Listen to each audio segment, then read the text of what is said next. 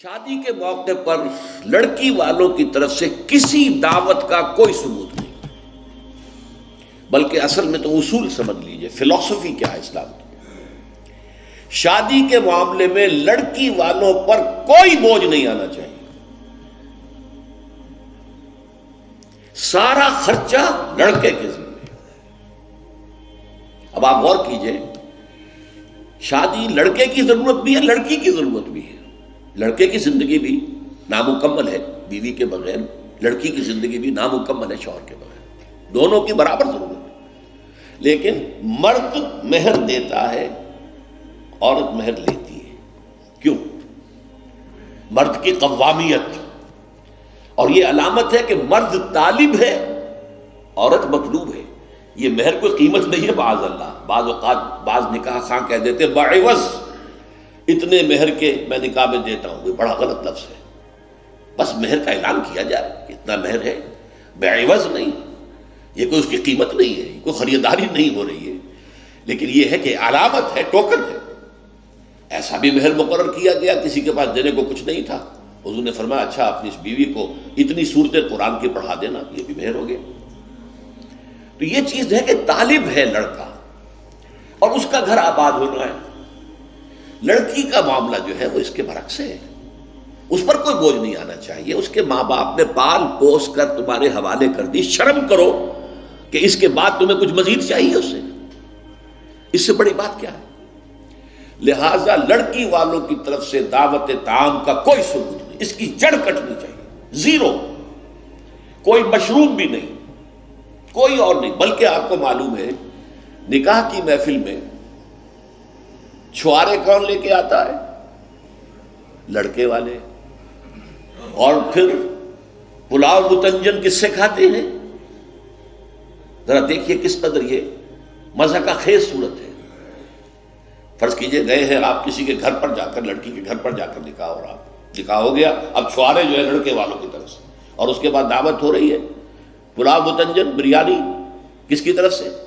لڑکی والوں۔ عقل کے ناخن لو، تو کیا چھوارے نہیں وہ بانٹ سکتا تھا جس نے تمہیں مرغ پلاؤ کھلایا؟ یہ کیوں ہے؟ اس کو سمجھیے۔ ہمارے ہاں دو تہذیبیں گڑبڑ ہو گئی، ایک اسلامی تہذیب اور اس کا تقاضا، ایک ہماری جو پرانی ہندوانہ تہذیب ہے اس کے اثرات چل رہے ہیں۔ ہماری تہذیب کا یہ ہے کہ لڑکا خرچ کرے گا اور وہ چھوارے لے کر آئے گا۔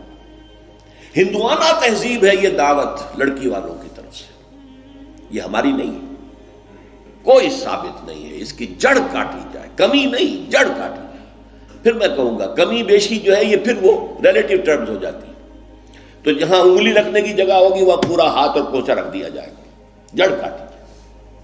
یہ دوسری ہم نے تجویز پیش کی۔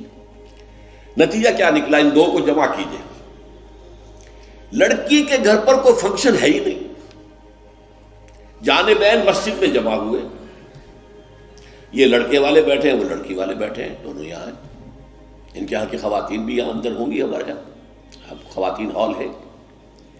مسجد میں آئے، نکاح ہوا، اپنے اپنے گھروں کو جاؤ، کوئی تکلیف نہیں۔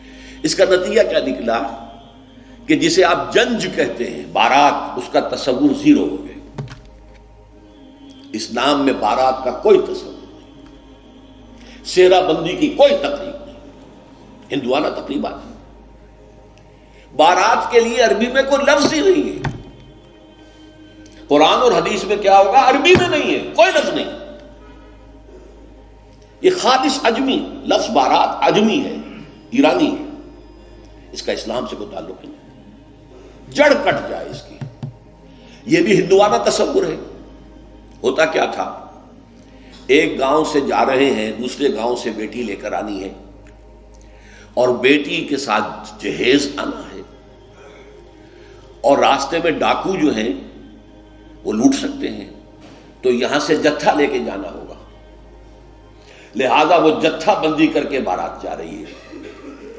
اب وہ جا کر جنج گھر جو بنے ہوئے ہیں وہاں پر ٹھہر رہی ہے، 2 دن 3 دن عیش کر رہے ہیں، مچھرے اڑا رہے ہیں لڑکی والوں کے پیسے پر، پھر وہ مال غنیمت سے لدے پھندے واپس آ رہے ہیں، لہذا وہ جتھا حفاظت کرتا تھا۔ یہ سارا ہندوانہ تصور ہے، اسلام سے کوئی تعلق